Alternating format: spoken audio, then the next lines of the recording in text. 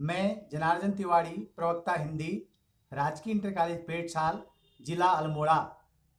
आज कक्षा 12 के विद्यार्थी आरोह भाग 2 गद्य में श्रम विभाजन और जाति प्रथा पाठ के महत्वपूर्ण गद्यांशों से अर्थग्रहण संबंधी प्रश्नों के उत्तर ध्यान से सुनेंगे और तत्पश्चात उनको अपनी अभ्यास पुस्तिका में लिखेंगे। पहला गद्य खंड है, जाति प्रथा को यदि श्रम विभाजन मान लिया जाए तो यह स्वाभाविक विभाजन नहीं है, क्योंकि यह मनुष्य की रुचि पर आधारित नहीं है। कुशल व्यक्ति या सक्षम श्रमिक समाज का निर्माण करने के लिए यह आवश्यक है कि हम व्यक्तियों की क्षमता इस सीमा तक विकसित करें जिससे वह अपना पेशा या कार्य का चुनाव स्वयं कर सके। इस सिद्धांत के विपरीत जाति प्रथा का दूषित सिद्धांत यह है कि इससे मनुष्य के प्रशिक्षण अथवा उसके निजी क्षमता का विचार किए बिना दूसरे ही दृष्टिकोण जैसे माता पिता के सामाजिक स्तर के अनुसार पहले से ही अर्थात गर्भावस्था के समय से ही मनुष्य का पेशा निर्धारित कर दिया जाता है। पहला प्रश्न, यह गद्यांश किस पाठ से लिया गया है? इसके लेखक कौन है? उत्तर, यह गद्यांश श्रम विभाजन और जाति प्रथा नामक पाठ से लिया गया है और इसके लेखक भीमराव अंबेडकर हैं। प्रश्न दूसरा, लेखक जाति प्रथा को स्वाभाविक श्रम विभाजन क्यों नहीं मानता? उत्तर, जाति प्रथा के आधार पर श्रम विभाजन स्वाभाविक नहीं है, क्योंकि यह मनुष्य की रुचि पर आधारित नहीं है। अतः लेखक जाति प्रथा को श्रम विभाजन नहीं मानता। अगला प्रश्न, सक्षम श्रमिक समाज का निर्माण कैसे हो सकता है? उत्तर, कुशल व्यक्ति या सक्षम श्रमिक समाज का निर्माण के लिए यह आवश्यक है कि व्यक्तियों की क्षमता को किस सीमा तक विकसित किया जाए जिससे वे अपने पेशे या व्यवसाय का चुनाव अपने आप कर सकें। अगला प्रश्न, जाति प्रथा में क्या दोष हैं? उत्तर, जाति प्रथा में दोष यह है कि वह मनुष्य के प्रशिक्षण अथवा उसके निजी क्षमता का विचार किए बिना माता पिता के सामाजिक स्तर के अनुसार और गर्भधारण के समय से ही मनुष्य का पेशा या उसका व्यवसाय निर्धारित कर दिया जाता है। दूसरा महत्वपूर्ण गद्य खंड देखिए, जाति प्रथा पेशे का दोषपूर्ण पूर्व निर्धारण ही नहीं करती बल्कि मनुष्य को जीवन भर के लिए एक पेशे से बांध भी देती है। भले ही पेशा अनुपयुक्त या अपर्याप्त होने के कारण यह भूखों मर जाए।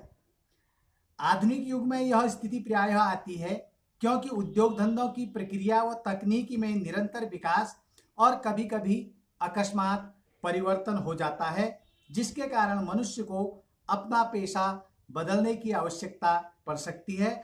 और यदि प्रतिकूल परिस्थितियों में भी मनुष्य को अपना पेशा बदलने की स्वतंत्रता न हो तो इसके लिए भूखों मरने के अलावा और कोई चारा रह नहीं जाता। हिंदू धर्म की जाति प्रथा किसी भी व्यक्ति को ऐसा पेशा चुनने की अनुमति नहीं देता है जो उसके पैतृक पेशा न हो, भले ही वह उसमें पारंगत हो। इस प्रकार पेशा परिवर्तन की अनुमति न देकर जाति प्रथा भारत में बेरोजगारी का एक प्रमुख व प्रत्यक्ष कारण बनी हुई है। इसका पहला प्रश्न देखिए, यह गद्यांश किस पाठ से लिया गया है और इसके लेखक कौन हैं? उत्तर, यह गद्यांश श्रम विभाजन और जाति प्रथा पाठ से लिया गया है और इसके लेखक भीमराव अंबेडकर हैं। प्रश्न दूसरा, जाति प्रथा का पेशे पर क्या प्रभाव पड़ता है? उत्तर, जाति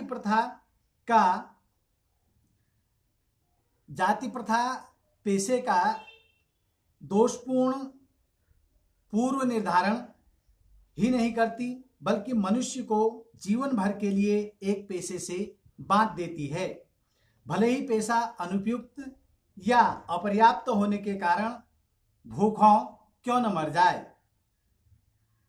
प्रश्न अगला, आधुनिक युग में यह स्थिति आतंकी क्यों है? उत्तर, आधुनिक युग में यह स्थिति आतंकी इसलिए है कि उद्योग धंधों की प्रक्रिया व तकनीकी में निरंतर विकास और कभी कभी अकस्मात परिवर्तन हो जाता है, जिसके कारण मनुष्य को अपना पेशा बदलने की जरूरत भी पड़ सकती है। प्रश्न अगला, भारत में जाति प्रथा बेरोजगारी और भुखमरी का कारण क्यों बनी है? उत्तर, हिंदू धर्म की जाति प्रथा किसी भी व्यक्ति को ऐसा पेशा चुनने की अनुमति नहीं देती है जो उसका पैतृक पेशा न हो, भले ही वह उसमें पारंगत हो। इस प्रकार पेशा परिवर्तन करने की अनुमति न देकर जाति प्रथा भारत में बेरोजगारी व भुखमरी का एक प्रमुख व प्रत्यक्ष कारण बनी हुई है। अगला गद्य खंड देखिए। मेरा आदर्श समाज स्वतंत्रता, समता, भ्रातृता पर आधारित होगा। क्या यह ठीक नहीं है? भ्रातृता अथवा अर्थात भाईचारे में किसी को क्या आपत्ति हो सकती है? किसी भी आदर्श समाज में इतनी गतिशीलता होनी चाहिए जिससे कोई भी वांछित परिवर्तन समाज के एक छोर से दूसरे छोर तक संचारित हो सके। ऐसे समाज के बहुविध हितों में सबका भाग होना चाहिए तथा सबको उनकी रक्षा के प्रति सजग रहना चाहिए। सामाजिक जीवन में अबाध संपर्क के अनेक साधन व अवसर उपलब्ध रहने चाहिए। तात्पर्य यह है कि दूध पानी के मिश्रण की तरह भाईचारे का यही वास्तविक रूप है। प्रश्न, यह गद्यांश किस पाठ से लिया गया है और इसके लेखक कौन है?